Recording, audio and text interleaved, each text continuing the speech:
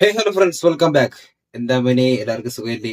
അപ്പം ഇന്നത്തെ വീഡിയോ നിങ്ങൾ ടൈറ്റിലും തമ്പനയിലും കണ്ട പോലെ തന്നെ എമ്പുരാന്റെ റിവ്യൂ ആയിട്ടാണ് വന്നിട്ടുള്ളത്. ഞാൻ 27-ാം തീയതി 11:50 ഷോയ്ക്കാണ് പോയത്. സിനിമ തുടങ്ങിയപ്പോൾ ഒരു 12:30 എന്നിട്ട് ഞാൻ വന്നിട്ട് ഇപ്പൊ കുറച്ചു നേരം ആയതുള്ളൂ. ഇപ്പം സമയം ഇപ്പൊ ഒരു 4:30 ആവുന്നതേ ഉള്ളൂ.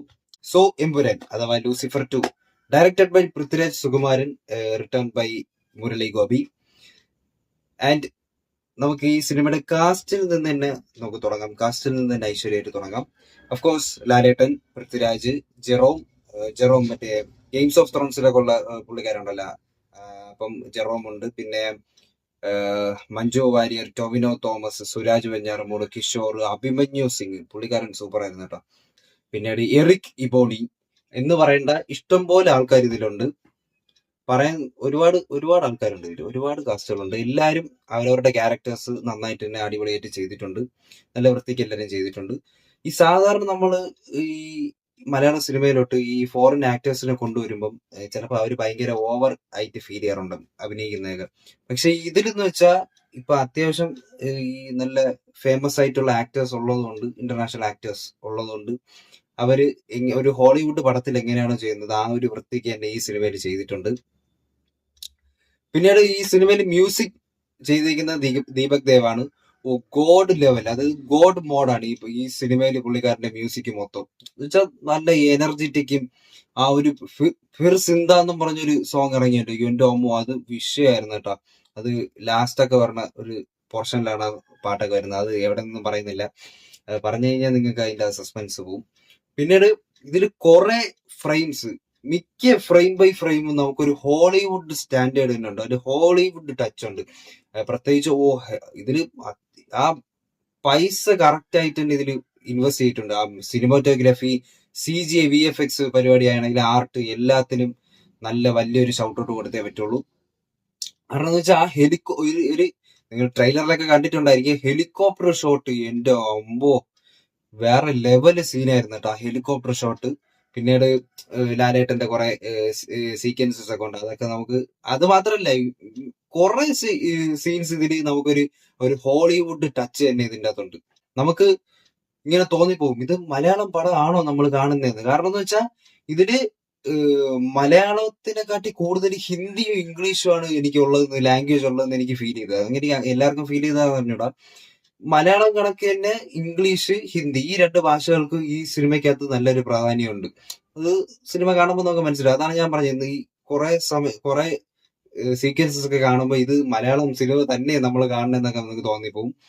പിന്നീട് ഞാൻ പറഞ്ഞ ഗെയിംസ് ഓഫ് ത്രോൺസിൽ ജെറോം, പുള്ളിക്കാരന്റെ ക്യാരക്ടർ, പുള്ളിക്കാരൻ ആസ് യൂഷ്വൽ കിടിലായിട്ട് തന്നെ ഇതിൽ ചെയ്തിട്ടുണ്ട്. ലാലേട്ടന്റെ character Stephen Nedumpally X Abraham Qureshi, ആ സ്ക്രീൻ പ്രസൻസ് സൂപ്പർ ആയിട്ടുണ്ട്. പിന്നീട് സയ്യിദ് മസൂദ്, നമ്മുടെ രാജുവേട്ടൻ, അതും നൈസ് ക്യാരക്ടറാണ്. പിന്നീട് ഈ സിനിമയുടെ സ്റ്റോറി ലൈൻ ഞാൻ മൊത്തത്തിൽ പറയുന്നില്ല, പറഞ്ഞാൽ സ്പോയിലർ അലർട്ട് ആവും. ഫസ്റ്റ് പാർട്ട് ഒരു ക്ലാസിക് പടമാണ്. പക്ഷെ ഈ സെക്കൻഡ് പാർട്ടിൽ വരുമ്പം ഈ ഏതൊക്കെ സ്ഥലം കാണിച്ചെന്ന് ഒരു പിടുത്തമില്ല. ഒരുപാട് സ്ഥലങ്ങൾ ഈ സിനിമയ്ക്കകത്ത് ഉൾപ്പെടുത്തിയിട്ടുണ്ട്. ഇഷ്ടംപോലെ സ്ഥലങ്ങൾ ഇതിൽ കാണിക്കുന്നുണ്ട്. അതാണ് പറഞ്ഞത്, ഞാൻ ആ ട്രെയിലർ റിയാക്ട് ചെയ്ത പോലെ തന്നെ ഇത് ഫുൾ ഇന്റർനാഷണൽ കളിയാണ്. ഈ സിനിമ ഫുൾ ഇന്റർനാഷണൽ കളി. എനിക്കിതിന്റെ ലാലേട്ടന്റെ ആ എബ്രഹാം ഖുറേഷിയുടെ ഇൻട്രോ, എനിക്ക് ആ ഒരു സാഗർ എലിയസ്റ്റേക്ക് ആ ഒരു വൈബാണ് ഫീൽ ചെയ്തത്. എത്ര പേർക്ക് ഫീൽ ചെയ്തെന്ന് അറിഞ്ഞൂടാ, ഇനി എനിക്ക് മാത്രമാണോ എന്ന് അറിഞ്ഞൂടാ.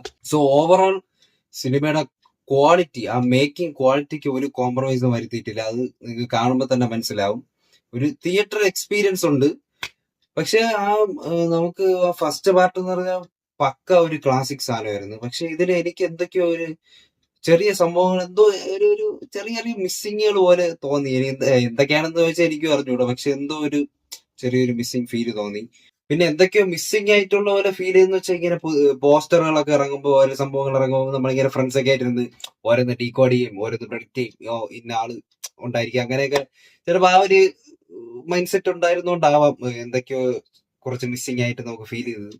സിനിമ ഭയങ്കര ഹൈപ്പിലൊക്കെയാണ് ഇറങ്ങിയത്. നമ്മൾ ഓവർ എക്സ്പെക്ട് ചെയ്തൊന്നും കാണാൻ പോകാതിരിക്കുന്നതാണ് നല്ലതെന്ന് ഞാൻ പറയുള്ളൂ.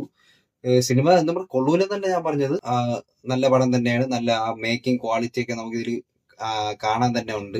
ഓവർ എക്സ്പെക്ട് ചെയ്ത് പോവാതിരിക്കുക എന്നേ ഞാൻ പറയുള്ളൂ. എപ്പോഴും പറയുന്ന പോലെ തന്നെ നമ്മൾ ഈ ട്രെയിലർ വെച്ചൊന്നും ഓവർ എക്സ്പെക്ടേഷനും സംഭവങ്ങളൊന്നും ഇടാതിരിക്കുന്നതാണ് ഏറ്റവും ബെറ്റർ. നമ്മൾ ട്രെയിലറിൽ കണ്ട ഷോട്ട് ഉണ്ടല്ലോ, അതായത് ഒരു കാട് ഇങ്ങനെ കത്തി നിൽക്കുന്ന അമ്പോ അതൊരു ഒന്നൊന്നര സീന് തന്നെ. പിന്നീട് ലാലേട്ട ഇങ്ങനെ ഫ്രണ്ടിൽ നിന്നൊരു പിറകെ കൂടി പൃഥ്വിരാജ് വരുന്ന അതും, ആ 2 സീനുകളും സൂപ്പർ ആയിരുന്നു ഇതിന്റെ അകത്ത്. പിന്നീട് മൂവി കുറച്ച് ലെങ്തി ആയിട്ട് നമുക്ക് ഫീൽ ചെയ്യും, കാരണം 3 മണിക്കൂർ സംതിങ് ഉണ്ട് സിനിമ. അപ്പം നമുക്ക് കുറച്ച് ലെങ്തി ആയിട്ട് ഫീൽ ചെയ്യാം. പക്ഷെ ഞാൻ പോയ തിയേറ്ററിന്റെ ഇതാണെന്ന് അറിഞ്ഞൂടാ, 1-2 പേരൊന്ന് ഉറങ്ങുന്ന കണ്ടായിരുന്നു എനിക്ക്. പക്ഷെ സിനിമ അത്യാവശ്യം എൻഗേജിങ് ആയിട്ട് തോന്നി. ഇനി അവർക്കത് എൻഗേജിങ് ആയിട്ട് തോന്നാത്തോണ്ടാണ് ഇഷ്ടപ്പെടാത്തോണ്ടാണോ എന്ന് അറിഞ്ഞൂടാ. കുറച്ച് പേര് ഇരുന്ന് പുറകിലോട്ട് നോക്കി, ഇന്റർവെല്ലൊക്കെ ആയപ്പോ ഞാൻ പുറകിലോട്ട് നോക്കിയപ്പോ 1-2 പേര് ഇരുന്ന് ഉറങ്ങുന്ന കണ്ടു. പിന്നെ എന്തായാലും പടം കൊള്ളാം. എന്നാലും ആ ഫസ്റ്റ് പാർട്ട് തന്നെയാണ് ഒരു ക്ലാസിക് ടച്ച് ഉള്ള മൂവി.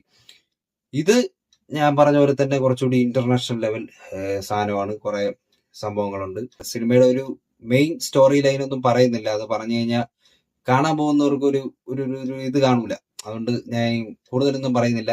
ടെക്നിക്കൽ സൈഡ് മൂവിയിൽ നല്ല രീതിക്ക് തന്നെ പണിയെടുത്തിട്ടുണ്ട്, നല്ല വൃത്തിക്ക് തന്നെ ചെയ്തു വെച്ചിട്ടുണ്ട്. സോ ഫ്രണ്ട്സ്, ഇതാണ് സിനിമയെ പറ്റിയിട്ടുള്ള എൻ്റെ ഒരു അഭിപ്രായം. നിങ്ങൾക്ക് സിനിമ കണ്ടവരാണെങ്കിൽ നിങ്ങൾ എങ്ങനെയുണ്ടെന്ന് കമന്റ് ചെയ്യുക. സോ ഫ്രണ്ട്സ്, ഇന്നത്തെ വീഡിയോ ഇത്രയുള്ളൂ. ഈ ഇഷ്ടപ്പെട്ടെങ്കിൽ ലൈക്ക് ചെയ്യുക, ഷെയർ ചെയ്യുക, സബ്സ്ക്രൈബ് ചെയ്യുക. മറ്റൊരു പുതിയ കാണാൻ സൈനിങ് ഔട്ട്. ഇനി ഞാൻ പോയി കിടന്ന് ഉറങ്ങട്ടെ കുറച്ചു നേരം. ഓക്കെ.